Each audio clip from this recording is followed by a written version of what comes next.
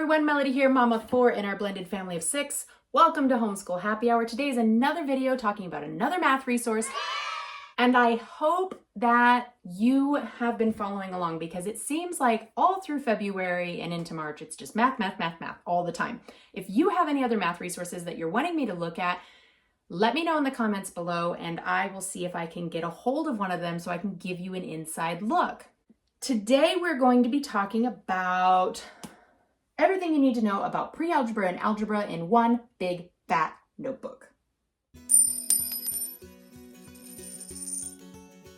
Before we go any further, hit that like button, subscribe to our channel, and follow along so that you can get all of the different videos about our curriculum, our homeschool life, and all those wonderful things. We love talking about it.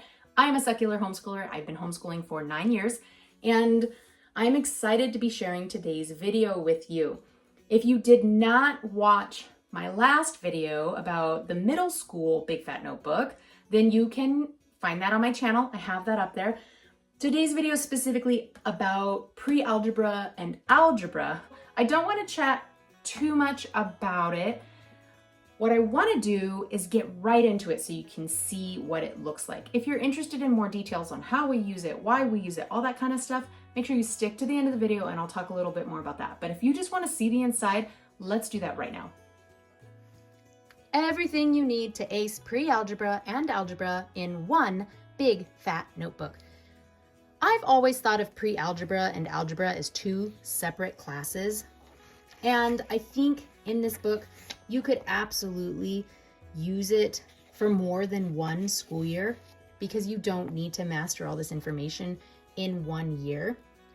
In the very beginning, it shows you what the intentions are of this book and gives you some tips on what you can find and how this book can help you to learn pre-algebra and algebra. Then it skips straight to the table of contents. Remember, you can always pause so you can see what they're covering in more detail. This one has 13 separate units to go over. So it covers a lot of stuff. Now it's not a paperback. It's not like a hardcover. It's kind of like a cardboard cover. So it's a fairly hardy book. It's fairly short top to bottom. It's not very wide. I find it to be a lot less intimidating than most math textbooks, but it is kind of thick. I really like how it's presented. It almost looks like a scrapbook. It's got like, it looks like you have a piece of graph paper taped in on lined paper, but that's just the image. Then if we go straight to chapter 1, of course, you're going to have some review of what they should already understand before we get into pre-algebra, algebra. That is true of any textbook you're going to come across. And then it goes to a knowledge check. 10 questions to check and see if you understood the information provided in the chapter, followed by all of the answers. This book does not come with a teacher's manual. It does not come with a separate guides book. It doesn't come with a separate book that has additional problems that I know of. Although now that I'm saying that out loud, maybe there is one, an option. I just haven't seen it. But if I skip to like chapter 29, again, same stuff, fairly short chapter, written, I think, in a kid-friendly and eye-catching way. There's nothing worse than having to do something that you think is boring, aka math for some kids, and have it presented in a boring way. This, I think, makes it a little bit spicy. Then we go to check your knowledge.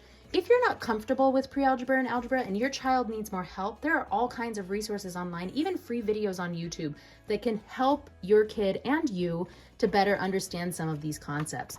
I feel like this is presented in a really straightforward way to where if you were worried about it, you could do it with your child and learn the math together.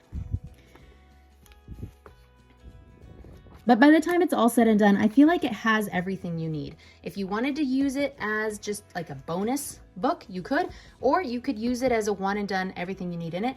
You just would need like paper, notebook, or even if you don't want to keep records, that makes me nervous, but you could just do it on a whiteboard Although I will always encourage people to keep records because you never know when you'll need them. I hope that inside look was useful for you. I hope you found what you needed to find. Remember, you can always hit pause and get a close-up look at those pages. Because the prisoner dislikes math so much, she actually has 3 different math curricula to choose from this year that she's kind of been using interchangeably as she sees fit. The way I see it, if she's making progress in math and she's learning to not be so resistant to it, that's a win. We have even been reading a read aloud book called Love and Math, which so far she's been willing to listen to without much complaining. But my goal for my kiddos is to know the basics, like any subject, know the basics, know how to learn more if you need it, and to just flat out love learning.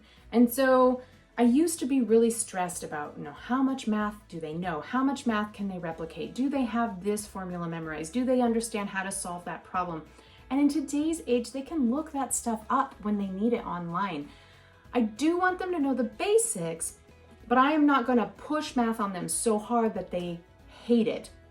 I mean, obviously I just said the prisoner hates it, but I really don't think that's because I pushed it on her. Maybe it is. I don't know why. It's hard to undo. For whatever reason, she's anti-math, but she has the skills that she needs for what she's doing. And when I first got this book, I was thinking of it as a supplement, not as a curriculum in and of itself.